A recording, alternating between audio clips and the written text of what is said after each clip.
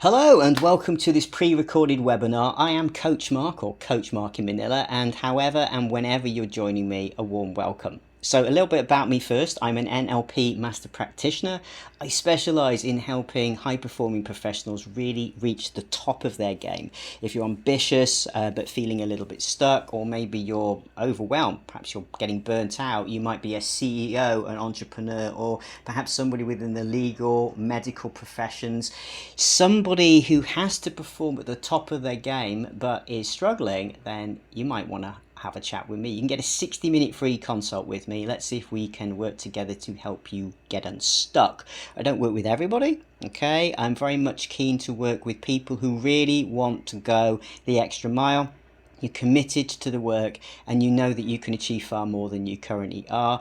If you're also fascinated to know how your energetic balance and alignment is 90% of the deal, it's not hustling harder. I'm an anti-productivity coach. Remember this? I don't have a problem with productivity, but I do have a problem with productivity for productivity's sake. Okay, I just want you to perform and excel and get the job done and have more of your time back. So if you want to check that out, go to expertinfluencepro.com. Explore all the free support resources, the paid for coaching, and of course your free 60-minute session with me. Let's see how we can help you. And if you're a female working within any of these regions and struggling with your confidence, finding your voice, then again, I help tons of women every single year to do just that. Find their voice, set their boundaries, be assertive, and absolutely get to the top of their game. So let me start with one question for you today.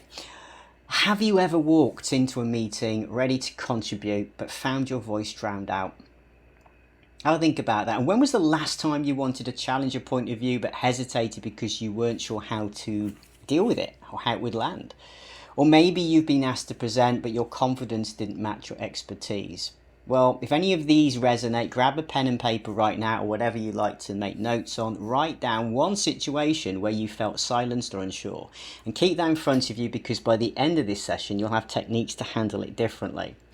So what we're speaking about today particularly is about Vision 2030, mainly for individuals, professionals in the Gulf, and also across into Asia too. But 2030 is a Gulf region initiative set from Saudi. And if you're not a professional within that region, do not run away, because you're going to be doing more work, I'm sure, as a professional cross-culturally. So this information will be essential, and there's still loads of great coaching tips I'm going to share here that help you no matter where you are. But we're going to speak specifically about Vision 2030 because I specialize in working with individuals within the Gulf region. So I have clients all over, including Bahrain, Saudi, and of course the United Arab Emirates, right across up to Egypt, and of course across in Asia. So it's opening doors for professionals, men and women, to lead, particularly in law, healthcare, tech. AI is booming, okay? A lot of the infrastructure side of things as well, and entrepreneurship. But the opportunity alone isn't enough. You need confidence, boundaries, and great leadership and communication skills to step into these roles. So here's my challenge to you. As you listen, I'd like you to jot down where you see yourself struggling. This isn't passive learning, remember, this is an active coaching webinar. So just take a minute or two now, jot them down, and as you go, anything else you can think of, write it down. So let's speak about confidence. Confidence isn't about being loud, it's about being clear. And I'm going to do a bit of a role play here with you. So I'd like you all just to imagine you're in a meeting and someone interrupts you, okay? So a weak response might sound like, from you might say, oh yes, sorry, please go ahead. That's kind of weak, right? Okay. A more confident response sounds like, okay, I'd like to just finish my point and then I'll hand it over to you. So you kind of don't allow them to completely hijack you. And for women in particular, this can happen a lot. Okay, but it can happen to guys too. So do you hear the difference? The first one, oh yeah, sorry, please, yeah, go ahead, right? Okay, you might think it sounds welcoming and pleasant, but if that individual is now looking to railroad or kind of hijack this meeting or presentation or whatever, they're going to just run with that. But a confident response goes, oh, okay, Mark, that's great. I'd like to finish my point. Okay, then I'll hand it over to you. And the difference is one gives away your authority, the other holds space respectfully, okay? Now I'd like you to write down a phrase that you could use in your own meetings. What would you say? Okay, so take a moment, Write down perhaps how you might do that. And think about how your usual response might be weak, like I gave, and then think about a more confident response along the lines of how I've just modeled that for you.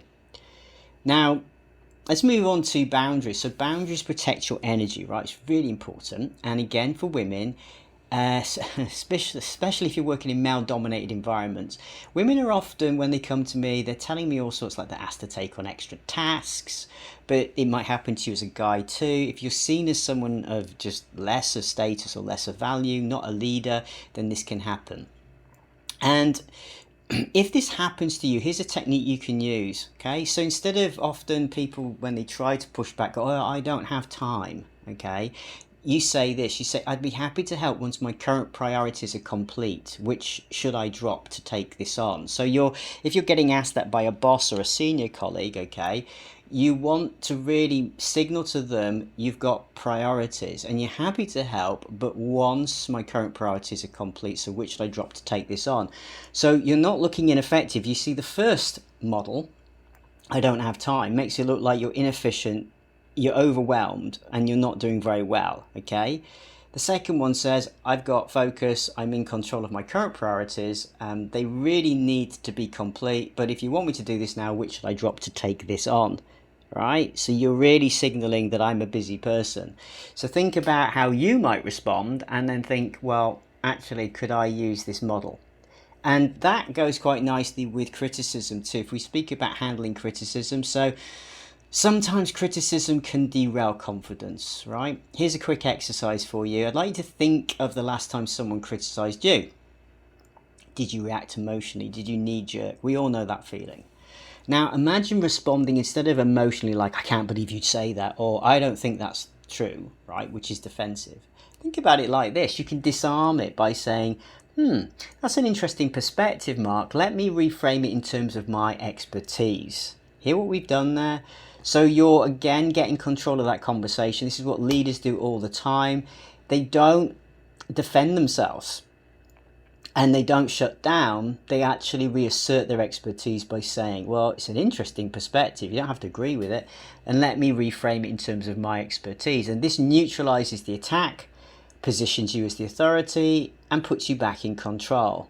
Okay, and you can use this in your meetings, in your presentations, in your personal life, wherever you actually need, all right? Even online, if you've got online comments that are going backwards and forwards, right? So write down one phrase you can use to reframe criticism. Have a little think about that. How could you reframe it? And as I've mentioned earlier, women in particular do have double challenges, I'd say, unfortunately, at times. It's changing, but it's not changing fast enough from my perspective. So for women, particularly in the Gulf and the Asia regions, okay, that is a bigger issue. Proving yourself as a professional, I mean, you know, and as a woman, I mean, you shouldn't have to. This is a ridiculous conversation from my perspective to have, but it's a reality that is currently out there, but we are looking to change this. So you may face probing questions in interviews, right? You may be interrupted in meetings or talked down or talked over or made to feel invisible in conferences, like, you know, the guys are taking up all the room or people are just asking the guys for more opinions. Here's the truth. You don't need permission to speak. You don't have to sit there and wait. And I know that in Asia cultural context, it's kind of seen as a bit impolite to interject. This is also where I coach massively. Cross-cultural coaching, as I mentioned earlier, I wrote a whole book on this. It's available on my website and store. The thing is that if you don't speak up, particularly in an international conference or business, you're seen as being passive. And this happens for men too. I have to say, if you're a man from Asia, you equally might think you can't interrupt. But here's the big mistake. If you do that, you will be seen as not interested. Unfortunately, you'll be seen as probably don't care less and have nothing to contribute. All right. And I've worked many times with companies from the West who are working or have, you know, subsidiaries in Asia, and they say the team over in Asia doesn't seem bothered. They never participate at meetings. They don't seem to come up with anything proactive for us. We're thinking of letting them all go. And I'm like, oh, we need to speak about this first because I think it's just a miscommunication. The team is thinking they're being respectful by sitting quietly listening to management, or, in meetings, they will only speak if spoken to. But in the West, that's not the way it is. You're expected to turn up and interject if you've got some good suggestions. In fact, you are kind of, like, yeah, if you don't, what's going on? You're not invested in this. Okay, so it's a mismatch between cultural styles. Equally, if someone from the West came to a meeting in Asia, for example, it would be seen highly disrespectful to jump straight in and start interjecting. It would feel like you were telling management what to do, and that was a big no-no, right? We understand that. I know that from coaching and being out in Asia for over 6 years. So I understand, and I sit as the bridge between this. I can help both sides understand each other and help you perform better. So here's the truth. You don't need permission to speak, women or men. You need strategists. So you pause the room, but this is for women in particular, particularly in the Gulf states. Pause the room. I'd like to add something here. Interject with authority. Building on that point, Mark, here's what I see. Jump in and say, that's a great point. And building on it, here's what I see. Ask questions that flip that power dynamic. So you could say, for example, if they're talking all around, they say, well, okay, let's just talk about how do your team support women leaders in this role? Okay, they're not confrontations, they're leadership moves. You're saying, I see you and I hear you and I'm not going away, and have something to say, and you just get on and say it. You don't say, pause the room and say, could I just interrupt? Because they'll probably say, no, you can't. All right, so we don't ask for permission. When I say, if I may, could I just interrupt? You could say, respectfully, I'd like to add something here. If you want to feel a bit more polite, say respectfully, or with due respect, I'd like to add something here, and just say it. You don't wait to say, okay, yes, go ahead. You just say it, all right? Building on that point respectfully, here's what I see. And the more that you practice this, and do it with low-level stakes meetings to start with. So I'd encourage you all to, what we're talking about in coaching today, put it into practice. There's no point you turning up to this webinar if you're just going to turn up and then go away and never use any of it. Use it, try it. Do it in your lower stakes meetings or conferences at first to gain confidence. And of course, if you have coaching with me, we role play the life out of this until you're so like you could do this in your sleep without even feeling awful or uncomfortable about it anymore. And this webinar on leadership and performing at your best would not be complete without speaking about AI integration. I mentioned it earlier, but let's talk more about it. So yeah, if you think about AI just as a smarter Google, you're using it totally wrong. It's like using your smartphone as a hammer, all right? It's just, yeah, you could use it as a hammer, but that's not how it's going to be most effective or developed for. So AI can draft your reports, your scripts and presentations. But here's the catch. If you walk into that meeting with AI written notes or the interview with the AI written resume and you can't present them or speak around it just as confidently in the same language, AI is not going to save you. If anything, it will make you look a fool. I've got people who are coming to me and they have fabulous resumes, and then when we do the coaching practice and we try the role plays and they don't sound anything like it, and I'm like, yeah, I can see and hear the problem. This is why it's not working for you, okay? So we're not criticizing using AI. It's really smart and you should be using it for those things, but you also got to know how to talk it, not just walk it, right? Okay, and that's what I coach you to do. In addition, we're going to help you know how to use AI for efficiency, but when to rely on your own expertise. It's about being discerning. It's not for me about replacing humans with machines or machines with humans. It's blending the two and knowing when to use them so you sound just as good or you present or as efficient as you can be, okay? So I'd like you now to write down one area where you believe you could use AI smarter, or how you're using it, and then think, am I using it in the right way, or what is an area that I would like to learn how to do better with AI, okay? And if it's something that really stands out to you, get in touch with me, all right? You can, I say, jump and have a consult with me and bring that to our discussion, and we'll look at that together. Okay, so it might be preparing for interviews, maybe structuring a presentation, whatever it is. Yeah, it could even be that you're a coach or somebody, maybe you're trying to do some business and you're writing newsletters and things and you're using AI for that, but it's still not hitting home. Or you can get people to respond to your AI written newsletter, but when you then speak to them to convert them, you're falling apart because you just can't follow through. So we can help you with that too. Now we're going to do a bit of a practical exercise again here together. So I'd like to try a quick role play. Imagine you're in an interview, right? And it doesn't matter even if you're not looking for jobs. It's a good one to just use your mind with. So the interviewer asks you, do you think you're ready to lead this project? So this might be an interview, but it could even be in a team discussion, right? Now a hesitant answer says, I hope so, and I'll do my best. Okay, a confident answer says, well, I've already been leading it, you're just catching up, right? It's not cheeky, but it's kind of saying, look, I know what I'm doing here. Okay, my expertise. You could say, if you don't feel comfortable with that answer, you could say, well, in my previous roles already, I've already been working on things like this. And you know, maybe your company's just catching up. I'd be delighted to bring these skills to show you what I can do for you too. So think about which one positioned you as the leader, particularly if you imagine a meeting where someone might be trying to undermine you, saying, well, Mark, do you think you're ready to lead this? Say, no, I hope so. Say, I already know. I'm leading it already. I'm just not actually been able to put it straight into practice. But once you green light this, we're good, right? And you know, everyone else will catch up. So think about it, which positions you as a leader, and write down your own confident response to that question. How would you deal with it if someone says, do you think you're ready to lead this project or take on this role?